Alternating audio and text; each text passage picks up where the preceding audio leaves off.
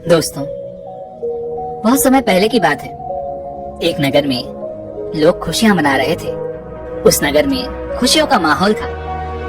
एक तरफ जहां लोग खुशियां मना रहे थे, वहीं पर दूसरी तरफ एक लड़का उन सब से अलग होकर एक पेड़ के किनारे उदास होकर बैठा था। उसे मन ही मन ये चिंता सताई जा रही थी कि परीक्षा नजदीक आ चुकी थी और वह चाहकर भी पढ़ाई नहीं कर पा रहा था। वह चाहकर भी पढ़ाई में मन नहीं लगा पा रहा था। वह जितना पढ़ाई के बारे में सोचता, उसके चेहरे पर उतनी ही निराशा और हताशा बढ़ जाती। वह इन सभी विचारों के बारे में सोच ही रहा था कि तभी वहां से एक गुरुवर गुजर रहे थे। उन्होंने जब उस लड़की को देखा तो वह ये समझ चुके थे कि ये लड़का कुछ परेशान है, जरूर कोई समस्या है। इसलिए वह उस लड़के के पास पहुंचे और उस लड़के से कहते हैं, क्या बात है बेटा? पूरा गांव खुशियां मना रहा है, गांव में खुशियों का माहौल है और तुम यहाँ इस सुनसान जगह पर इस पेड़ के नीचे अकेले बैठे हो और तुम बहुत उदास भी लग रहे हो। आखिर क्या बात है?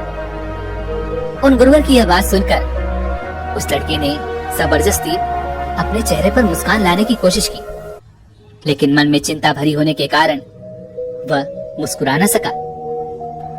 इस पर वह गुरुवर एक बार फिर उस लड़के से कहते हैं, क्या बात है बेटा?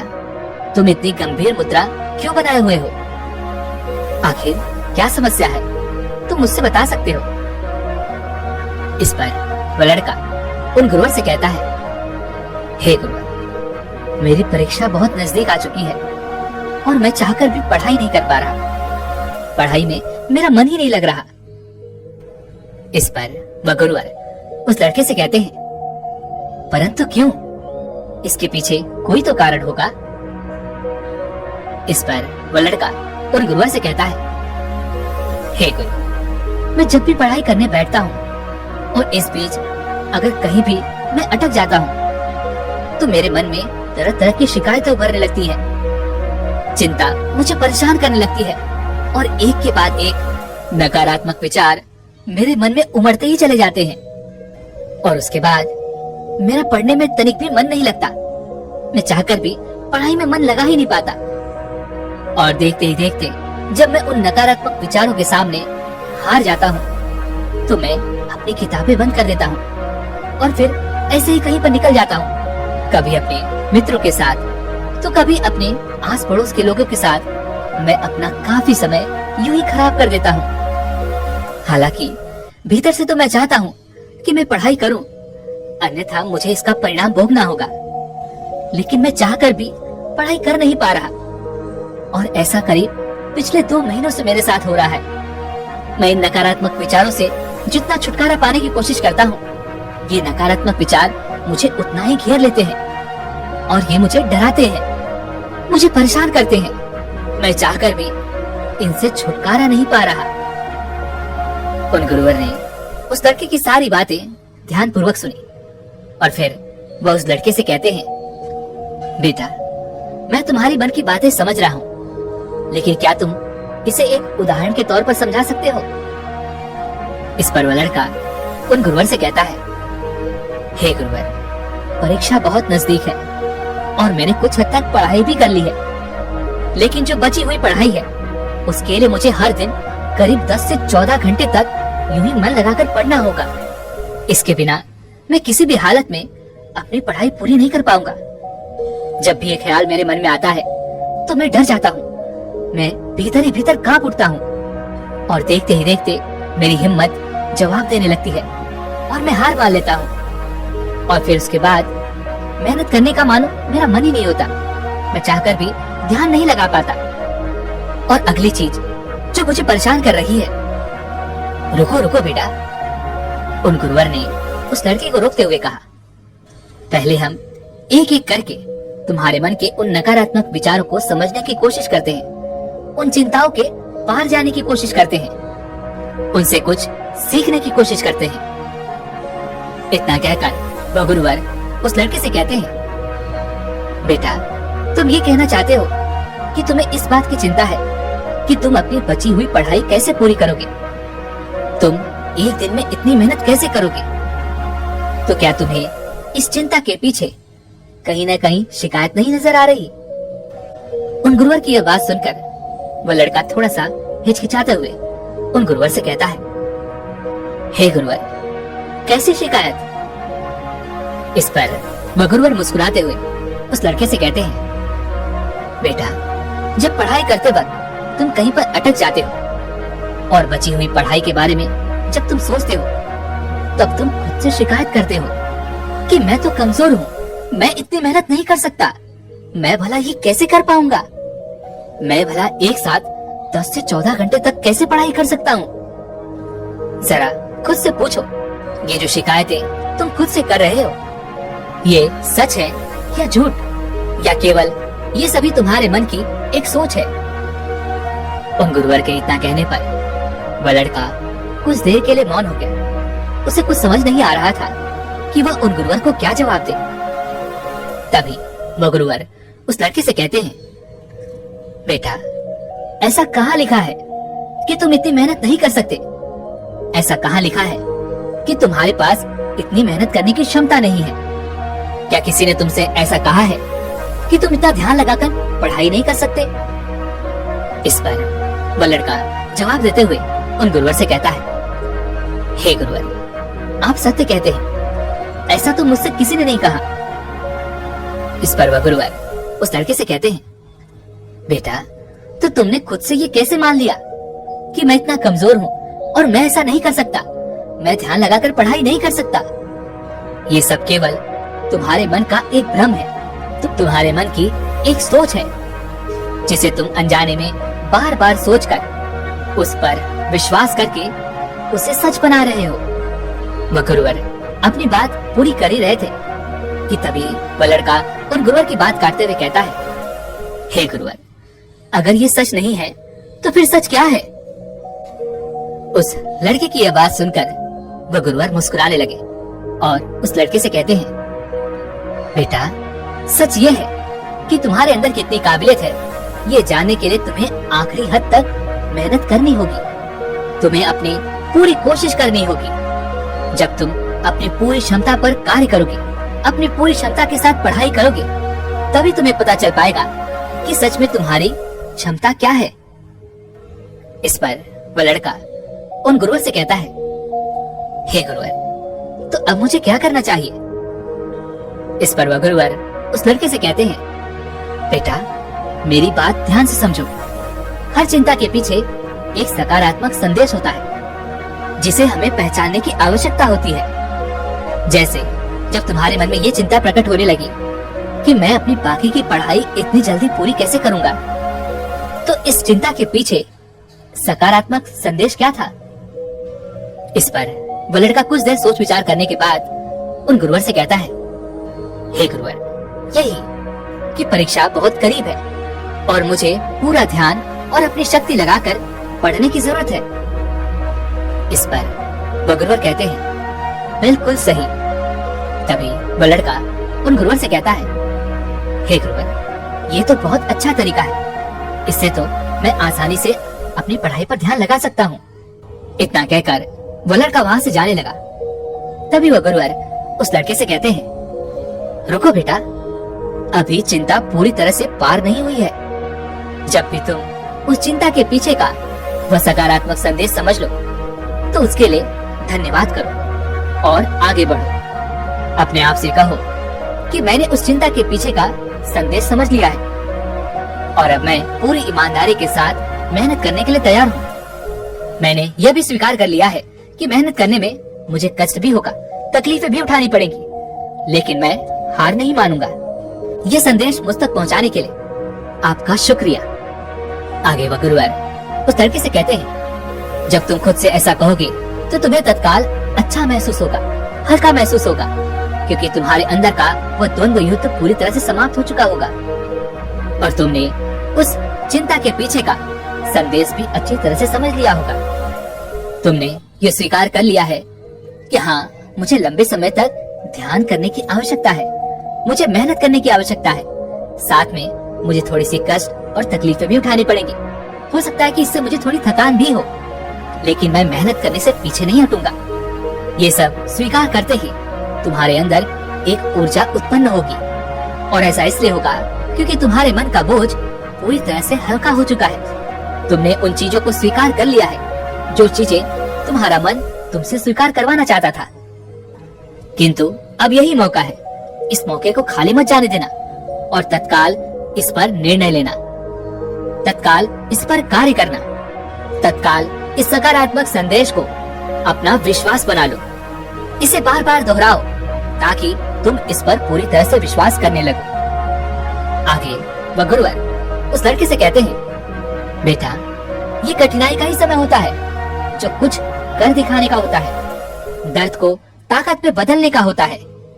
इस दुनिया में जितने भी महान लोग हैं, जिन्होंने भी अपने जीवन में कुछ बड़ा हासिल किया है, उन्होंने इसी तरह अपनी शिकायतों, अपनी कमजोरियों को ताकतवर और सकारात्मक सोच में बदला है, उस पर पूर्ण रूप से विश्वास किया है, और तभी वे लोग इतनी ऊंचाइयों तक पहुंच पाए हैं। आगे वह गुरुवर उस लड़के से कहते हैं, बेटा अब तुम मुझे अपनी अगली समस्या बताओ और उसका निवारण भी तुम खुद ही करो। इस पर वह लड़का कुछ देर सोच विचार करने के बाद उन गुरुवर से कहता है, हे गुरुवर, कभी कभी मुझे लगता है कि मैंने बहुत समय खराब कर दिया। मैं हार चुका हूँ। अगर मैंने 6 महीने पहले मेहनत की होती, इन चीजों की शुरुआत करती होती, तो आज मैं कहीं और होता। मुझे ऐसा लगता है कि अब इतनी मेहनत करके मुझे कोई लाभ नहीं होगा। इस पर वह गुरुवर उस लड़के से कहते हैं, बेटा अब मुझे ये बताओ, इस चिंता के पीछे शिकायत क्या है? वह लड़का उन गुरुवर की बात मानते हुए कुछ देर के लिए उन विचारों पर सोचता है, लेकिन उसे कुछ भी समझ नहीं आता। तभी वह गुरुवर उस लड़के से कहते हैं, बेटा तुम खुद से शिकायत कर रहे हो कि तुमसे गलती हुई है और अब मैं इसे सुधार नहीं सकता। तुम्हें ऐसा लगता है कि गलती होना मतलब हार मानना, लेकिन जरा अपने आप से पूछो कि ये जो शिकायत तुम अपने आप से कर रहे हो, ये कोई सच है या केवल सोच?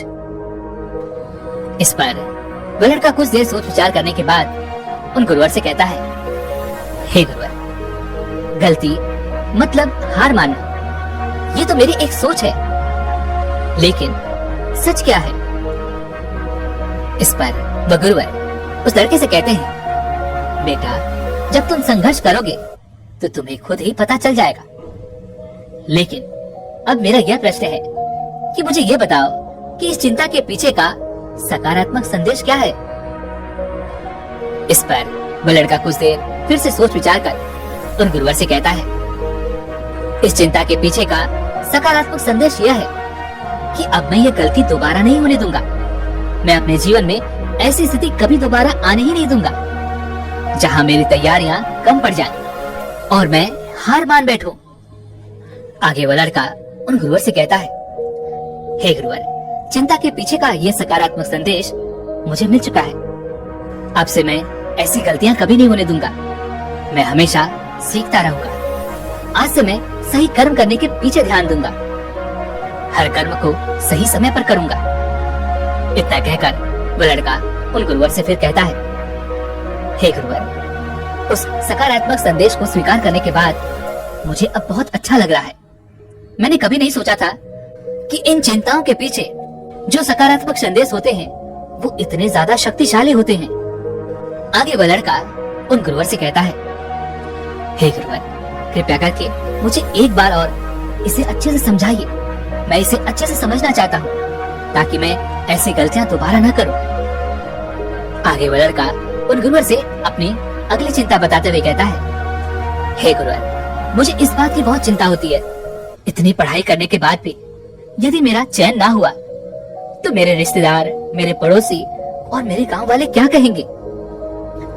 इस पर वह गुरुवर मुस्कुराते हुए उस लड़के से कहते हैं, बेटा चिंता के पीछे की शिकायत देखो। इस पर वह लड़का कुछ देर शांत हो गया और कुछ देर सोच विचार करने के बाद वह उन गुरुवर से कहता है, हे गुरुवर, मैं खुद से कह रहा हूँ कि लोग मुझे पसंद करेंगे तो ही मैं खुद को पसंद करूंगा। इसका अर्थ ये हुआ कि मैं दूसरों की सोच पर निर्भर हूँ, मैं दूसरों के हाथों की कठपुतली हूँ और मुझे इस बात की चिंता हो रही है।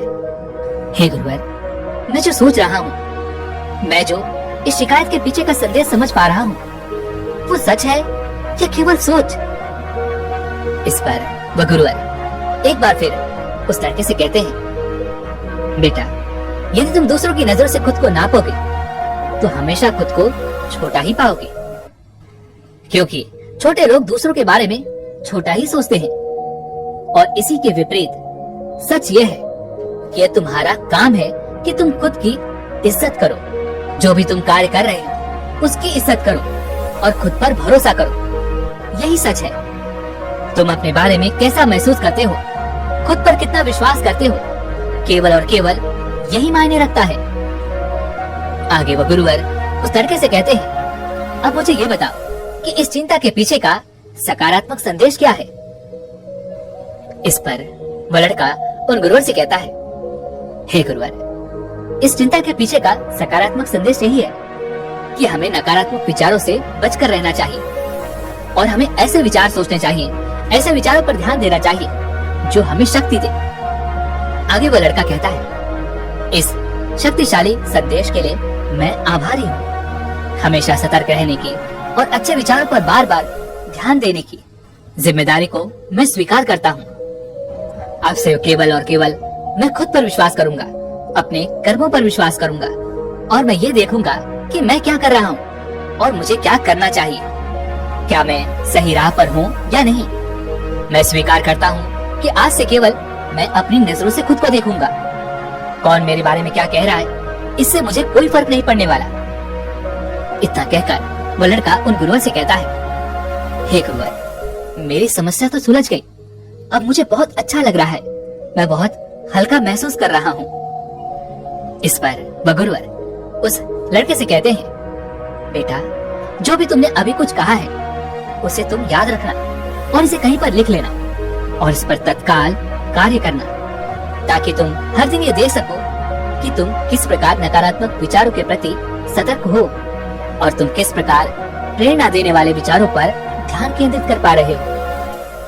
आगे वह गुरुवर उस लड़के से कहते हैं, ठीक इसी प्रकार तुम एक छोटी सी कार्रवाई करके खुद को ये एहसास दिला सकते हो, खुद को याद दिला सकते हो, खुद को साबित कर सकते हो कि तुम चिंता और शिकायतों से कहीं बड़े हो। और इसी प्रकार बार बार अपने विचारों पर कार्रवाई करने से हम अपने भीतर एक सकारात्मक मान्यताएं बना लेते हैं जिन पर हम विश्वास करते हैं और देखते ही देखते हम उन विश्वासों पर आंख बंद करके भरोसा करने लग जाते हैं। आगे वह गुरुवर उस लड़के से कहते हैं, इसलिए बेटा, इसी तरह से जब भी तुम्हें चिंता परेशान करे तो सबसे पहले चिंता के पीछे की शिकायत देखो और ये पता करो कि शिकायत सच है या फिर केवल सोच। इससे आपके और शिकायत के बीच में थोड़ी दूरी बनेगी। इससे शिकायत का कड़वापन और असर थोड़ा सा कम होगा। और अब उसके बारे में जानो, उसे पहचानने की कोशिश करो, उसके पीछे का सकारात्मक संदेश जानने की कोशिश करो और एक नई मान्यता तैयार करो। तभी तुम अपने जीवन में सही ऊंचाइयों को छू पाओगे, अपने जीवन में उन ऊंचाइयों तक पहुंच पाओगे जिनकी तुम कल्पना करते हो।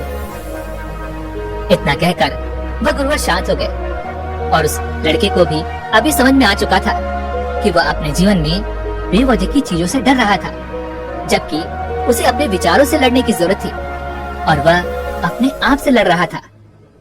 उसने जाने अनजाने अपने मन में नकारात्मक विचारों की मान्यता तैयार कर ली थी जिन पर वह आंख बंद करके भरोसा करने लगा था, किंतु उसे तो अपने सकारात्मक विचारों पर ध्यान केंद्रित करना चाहिए था। इसके बाद उस लड़के ने उन गुरुवर को प्रणाम किया और वापस घर लौट आया।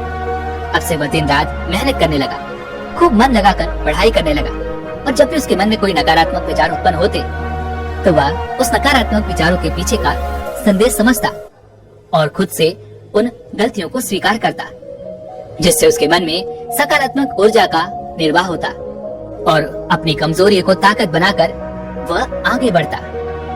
किंतु दोस्तों, हमें कभी भी किसी भी राह में आगे बढ़ने के लिए एक निर्धारित लक्ष्य की आवश्यकता होती है। और हम अपने लक्ष्य तक कैसे पहुंच सकते हैं, इसके लिए आप हमारे ये वीडियो देख सकते हैं। इसका लिंक आपको नीचे डिस्क्रिप्शन बॉक्स में मिल जाएगा, तो आप एक बार जरूर देख लीजिएगा। और इसी के साथ में उम्मीद है कि आपको आज की ये वीडियो जरूर पसंद आई होगी। तो इस वीडियो को लाइक और अपने दोस्तों के साथ शेयर जरूर कीजिएगा और हमें ऐसे ही सपोर्ट करने के लिए चैनल को सब्सक्राइब और घंटी बटन को जरूर दबा दीजिएगा। चलिए मिलते हैं अगले वीडियो में, तब तक के लिए अपना ख्याल रखिए। धन्यवाद।